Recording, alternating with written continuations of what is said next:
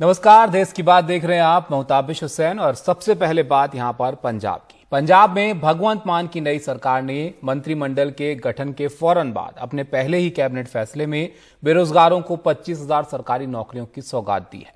सरकार की तरफ से कहा गया है कि इन नौकरियों के लिए 1 महीने के भीतर वैकेंसी निकाली जाएगी, जिसमें सबसे ज्यादा भर्तियां पुलिस में होनी है। हमारे सहयोगी शरद शर्मा की रिपोर्ट आप देखिए। पंजाब की नवी बनी कैबिनेट की पहली मीटिंग सी ते मैनू दसदियां तुहानूं बहुत खुशी हो रही है कि पहली मीटिंग दे विच ही असीं अपना वादा पूरा कीता है। 25,000 सरकारी नौकरियां उहदा जिहड़ा एजेंडा वो जिहड़ा कैबिनेट दे विच अज पास होया है, जिहदे विच 10,000 पंजाब पुलिस दे विच ने अलग अलग अहुदियां ते अते 15,000 अलग अलग गौरमेंट के डिपार्टमेंट बोर्ड ते कारपोरेशनां च ने। जिन्नियां भी नौकरियां मिलणगियां वो डिग्री मुताबक मिलणगियां। जिहड़ा जिन्ना पढ़िया होया है, जिन्हें जिन्नी वड्डी डिग्री लई है उन्होंने उड्डी वड्डी नौकरी मिलू। कोई भेदभाव या कोई सिफारिश या रिश्वत नहीं चलूगी। पंजाब के नए मुख्यमंत्री भगवंत मान की पहली कैबिनेट बैठक में 1 महीने में 25,000 सरकारी नौकरियां निकालने का फैसला लिया गया।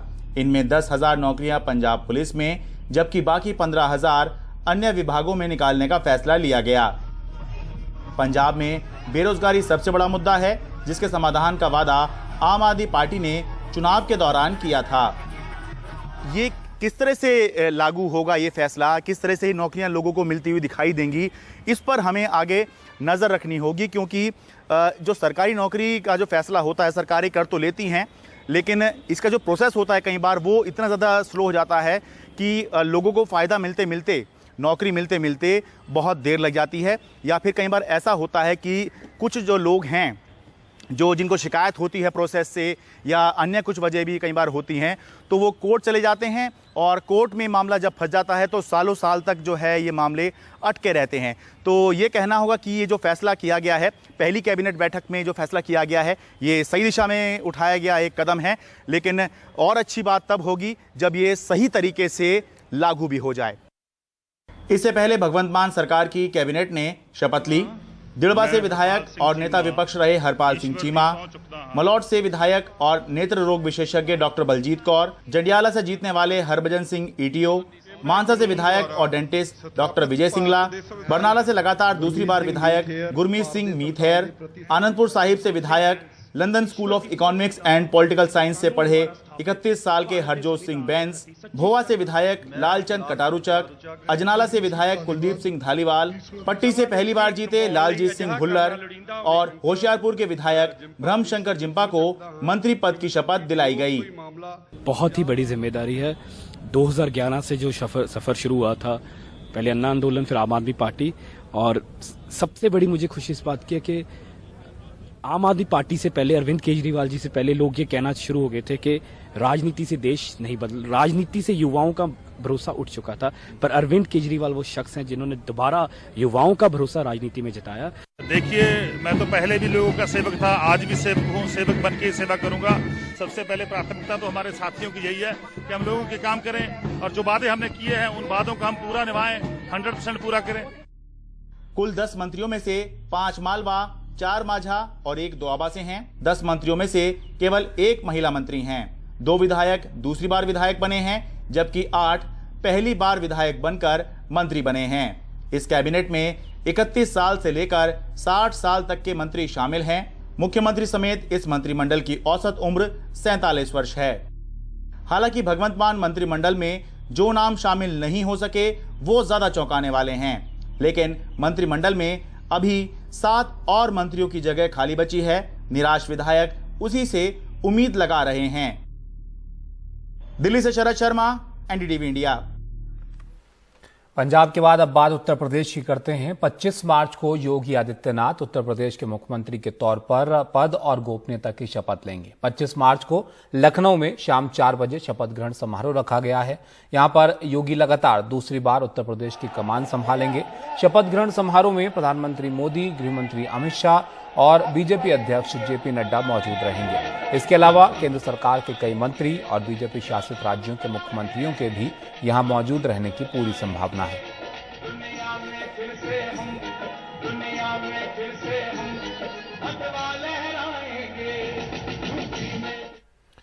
उधर यूपी विधान परिषद चुनाव के लिए बीजेपी ने अपने प्रत्याशियों की लिस्ट जारी कर दी है। इस लिस्ट में कुल 30 नाम शामिल किए गए हैं। विधान परिषद में इस लिस्ट में सत्यपाल सैनी, वगीश पाठक, सीपी चंद, कुंवर महाराज सिंह, डॉक्टर सुधीर गुप्ता और डॉक्टर प्रज्ञा त्रिपाठी, वंदना मुदित वर्मा के नाम शामिल किए गए हैं।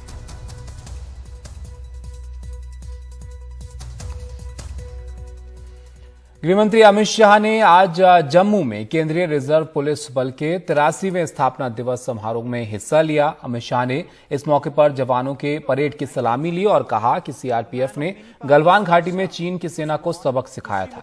पूरा देश इसकी सराहना करता है और अगर मौजूदा वक्त की तरह ही सीआरपीएफ ने जम्मू कश्मीर में शांति बहाल रखी तो मुमकिन है कि आने वाले कुछ साल में यहां सीआरपीएफ की जरूरत ही ना रहे।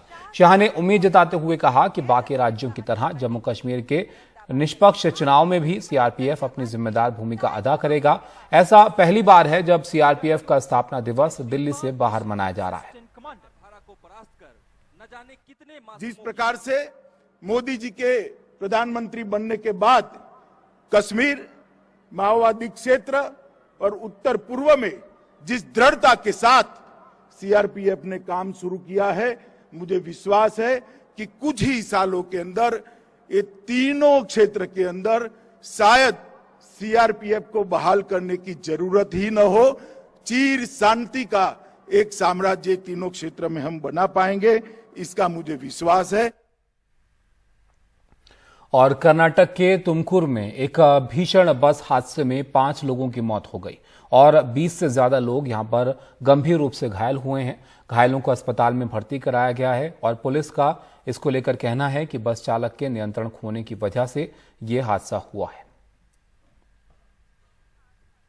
निहाल किदवई हमारे सहयोगी हमारे साथ हैं, उनके पास चलते ज्यादा जानकारी के लिए। निहाल, बहुत दुखद हादसा है, 5 लोगों की मौत हो गई और कई लोग गंभीर रूप से घायल बताए जा रहे हैं। क्या ताजा जानकारी है इससे जुड़ी हुई? देखिए, आज सुबह में ये हादसा हुआ और जो प्रत्यक्षदर्शी हैं उनके मुताबिक ये बस खचाखच भरी हुई थी और साथ ही साथ इसकी रफ्तार काफी ज्यादा थी। रफ्तार काफी ज्यादा होने से जैसे ही फ्लाईओवर के पास पहुंची, इसने अपना नियंत्रण खो दिया और इसके बाद माफ कीजिएगा एक पुलिया थी और पुलिया के पास पहुंचते ही इसने अपना नियंत्रण खो दिया और फिर ये भीषण दुर्घटना हो गई। तुमकुर का जो इलाका है, यहाँ पर हाल में भी काफी दुर्घटनाएं हुई हैं और ये पहली बार नहीं है। पिछले 2-3 महीने में भी अगर आप देखें तो कई सारी ऐसी घटनाएं हुई। शायद ही कोई दिन ऐसा गुजरता है जब यहाँ पर घटना इस तरह की दुर्घटना नहीं होती है, छोटी या बड़ी। ऐसे में प्रशासन को चाहिए कि इस तरह की दुर्घटना को रोकने के लिए वो तमाम प्रयास किए जाएं, स्पीड ब्रेकर्स बनाए जाएं। लेकिन इसके बावजूद अगर इस तरह की दुर्घटनाएं यहाँ पर नहीं रुक पा रही हैं तो निश्चित तौर पर यह एक चिंता का विषय है। लेकिन इस दुर्घटना के बाद ये उम्मीद की जा रही है कि शायद प्रशासन वहां पर स्पीड ब्रेकर के साथ साथ जो व्यवस्था है, परिवहन व्यवस्था है, उसको सुचारू करेगी ताकि जो लगातार इस इलाके में दुर्घटनाएं हो रही हैं वो उसको रोकी जा सके। और साथ ही साथ जो लोग इस दुर्घटना में गंभीर रूप से घायल हुए हैं, जो कुछ लोग जो घायल हैं उनमें से तकरीबन आधे दर्जन लोग गंभीर रूप से घायल हुए हैं। हालांकि उनके स्वास्थ्य पर पूरी तरह से नजर रखी जा रही है। शुक्रिया निहाल आपका सब जानकारी के लिए। तो निहाल बता रहे थे इस हादसे के बारे में और बड़ी चिंता की बात है जब इस तरीके के हादसे होते हैं, लोगों को जान अपनी गंवानी पड़ती है। जाहिर है इसके लिए कुछ कदम उठाने चाहिए। इस हादसे में आपको बताएं 5 लोगों की मौत हुई है और 20 से ज्यादा लोग हैं जो गंभीर रूप से घायल बताए जा रहे हैं। एक ब्रेक के लिए यहां पर रुकते हैं, ब्रेक के बाद जल्द हाजिर होते हैं।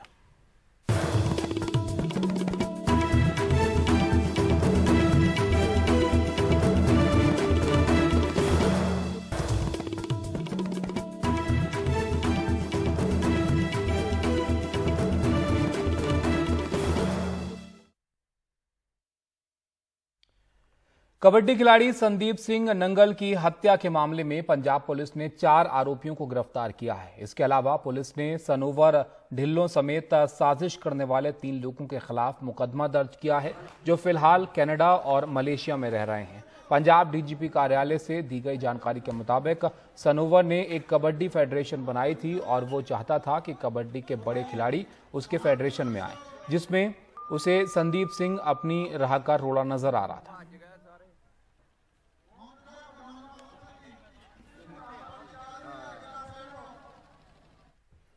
बार बार बीजेपी की बी टीम होने का आरोप झेलने वाली असदुद्दीन ओवैसी की पार्टी एआईएमआईएम ने महाराष्ट्र में कांग्रेस और एनसीपी से गठबंधन का प्रस्ताव दिया है। एनसीपी नेता और महाराष्ट्र के मंत्री राजेश टोपे से मुलाकात के बाद एआईएमआईएम सांसद इम्तियाज जलील ने कहा कि उन्होंने बातचीत में गठबंधन का प्रस्ताव दिया है, जिससे साफ हो जाए कि कौन किसके साथ है। राज्य में होने वाले महानगर पालिका चुनाव से पहले ये बात और महत्वपूर्ण हो जाती है। इधर राज्य के पूर्व मुख्यमंत्री देवेंद्र फडणवीस ने कहा है कि उन्हें एआईएमआईएम के प्रस्ताव पर शिवसेना के फैसले का इंतजार रहेगा। वहीं शिवसेना प्रवक्ता संजय राउत ने कहा कि वो एआईएमआईएम का प्रस्ताव ठुकराते हैं। राउत ने कहा कि राज्य में 3 दलों की सरकार है और चौथा कोई नहीं आएगा।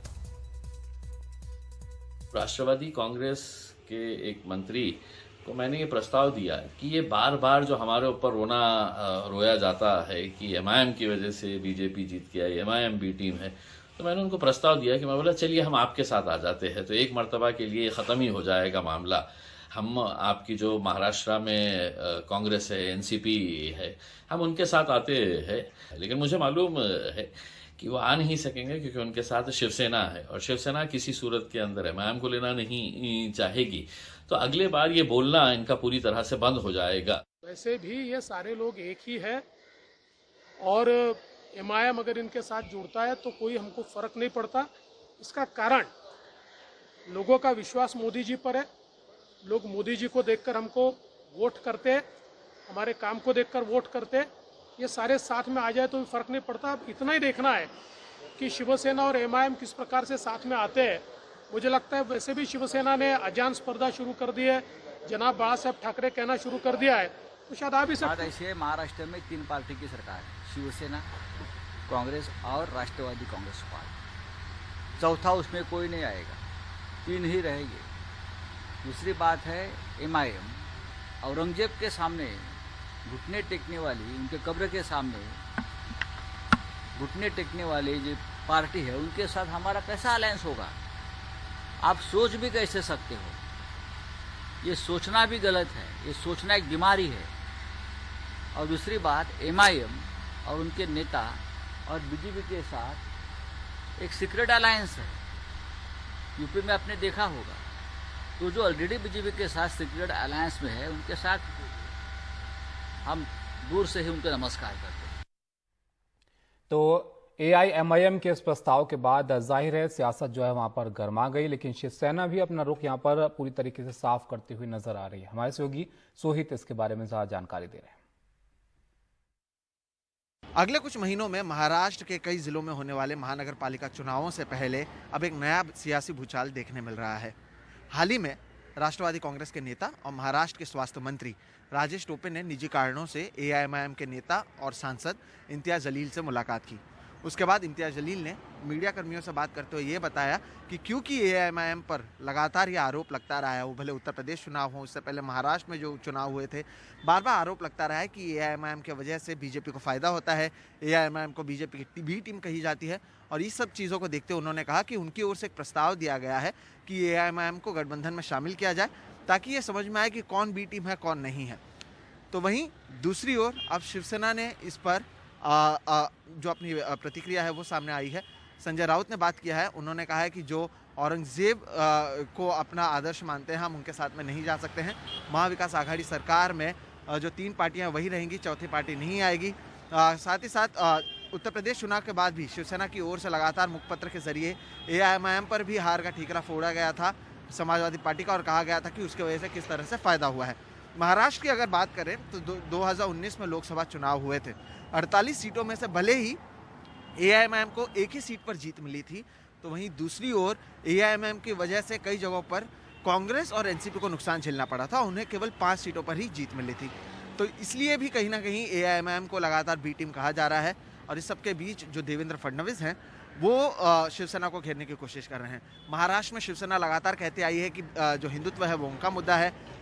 फडणवीस का कहना है या बीजेपी का ये मानना है कि हिंदुत्व उनका मुद्दा है, और इसलिए जो एआईएमआईएम की ओर से प्रस्ताव आया है उस पर फडणवीस ने कहीं ना कहीं कहा है कि हो सकता है कि आगे जाके बाला साहेब ठाकरे को जनाब बाला साहेब ठाकरे कहना पड़े।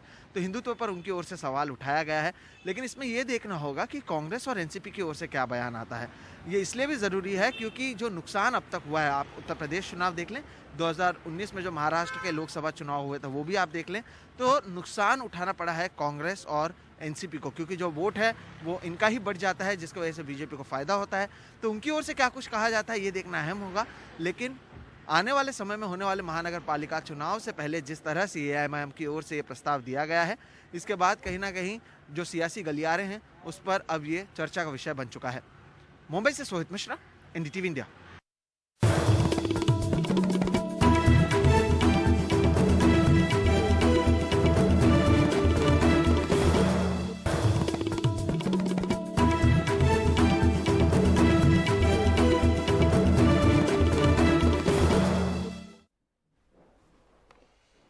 ब्रेक के बाद आपका स्वागत है। अब खबर आपको बताते हैं ऑयल से जुड़ी हुई। सूत्रों के हवाले से खबर है कि रूसी ऑयल कंपनी के साथ इंडियन ऑयल की डील हुई है और यह डील 30 लाख बैरल कच्चा तेल खरीदने के लिए हुई है। अंतर्राष्ट्रीय बाजार में कीमतों को देखते हुए इंडियन ऑयल के लिए सबसे अच्छा सौदा इसे माना जा रहा है। रूसी तेल कंपनियों से तेल खरीदने पर भारतीय कंपनियों पर रोक नहीं है और अभी और भी भारतीय तेल कंपनियां इस तरह के सौदे जो है वो कर सकती हैं। कच्चे तेल के लिए भारत आयात पर ही निर्भर है और जिस तरह के हालात रूस और यूक्रेन के बीच पैदा हुए हैं उससे कच्चे तेल की कीमतें जो है वो बढ़ रही हैं, जिससे जाहिर है हमारे लिए चिंता की बात है, क्योंकि भारत जो है वो बड़े तौर पर आयात करता है कच्चे तेल का और हमारी निर्भरता कच्चे तेल पर जो है आयात करने पर ज्यादा है। इसलिए कच्चे तेल की कीमत फिलहाल जो है वो $100 के प्रति बैरल के ऊपर है और इस लिहाज से भी ये डील जो है वो काफी अहम मानी जा रही है।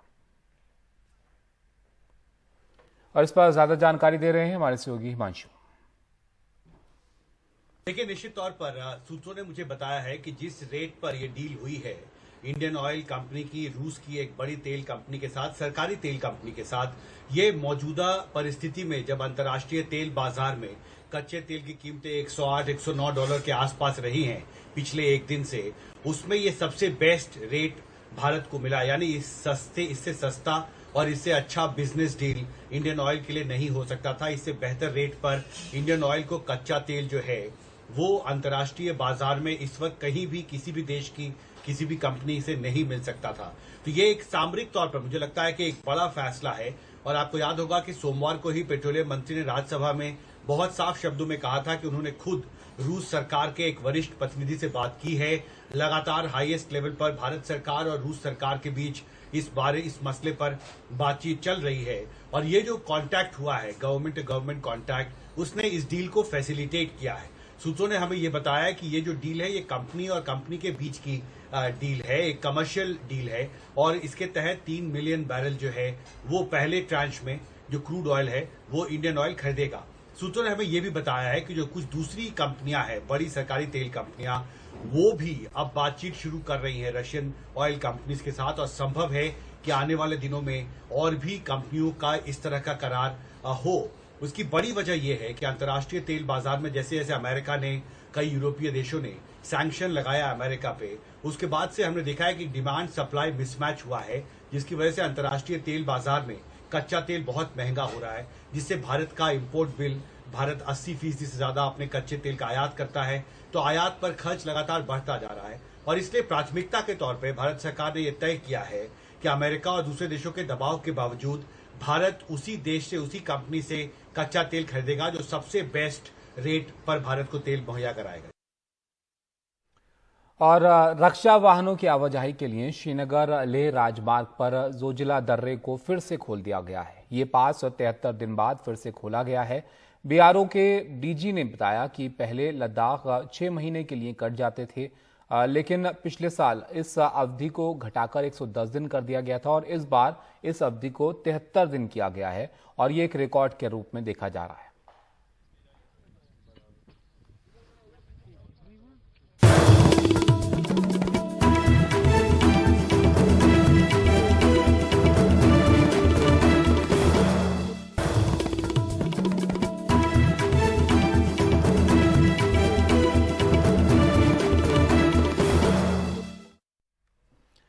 हैदराबाद के सिकंदराबाद में 21 बंद सड़कों को लेकर विवाद बढ़ गया है। छावनी इलाके की 21 सड़कें बंद हैं, जिससे स्थानीय लोगों को काफी लंबा रास्ता तय करना पड़ा है। स्थानीय लोग लंबे समय से रास्ता खोलने की मांग कर रहे हैं और अब तेलंगाना के मंत्री ने धमकी दी है कि रक्षा प्राधिकरण मनमाने फैसले करता रहा है और वो उसकी बिजली और पानी का कनेक्शन काट देंगे।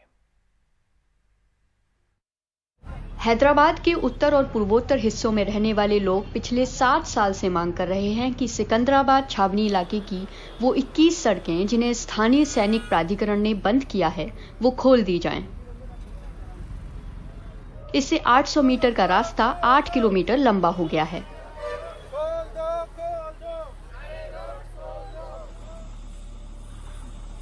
हालांकि आंध्र प्रदेश हाईकोर्ट ने सितंबर 2014 में सड़कें बंद करने की इजाजत दी थी, लेकिन बाद में तत्कालीन रक्षा मंत्री निर्मला सीतारमण और सेना मुख्यालय ने मई 2018 में आदेश दिए कि सड़कें खोली जाएं। फिर भी निवासियों का कहना है कि स्थानीय सैन्य प्रशासन ने इस पर अमल नहीं किया और अब रास्तों के बीच दीवारें बना दी हैं। We demand that रक्षा मंत्री, army headquarters, chief of defence staff immediately intervene. हमारी मांग है कि रक्षा मंत्री, सेना मुख्यालय और सेना प्रमुख फौरन दखल दें और इन सड़कों को खोलें जो स्थानीय सेना ने अवैध रूप से बंद कर रखी हैं। अगर आपको बंद करनी है तो धारा 258 के तहत बंद कीजिए।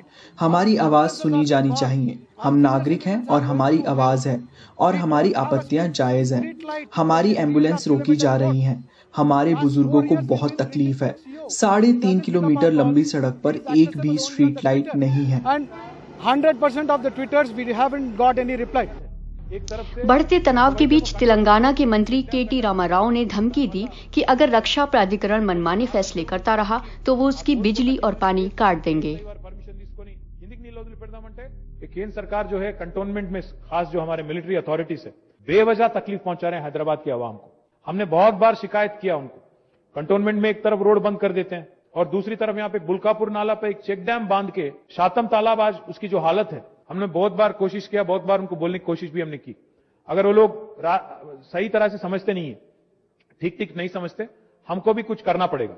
अगर जरूरत पड़ा तो वहां करंट काट देंगे, जरूरत पड़े तो वहां पे पानी की सप्लाई भी काट देंगे, देखेंगे क्या करेंगे। मुख्यमंत्री के चंद्रशेखर राव ने भी दावा किया कि दूसरी छावनियों की तरह यहाँ की जमीन रक्षा मंत्रालय की नहीं बल्कि राज्य की है।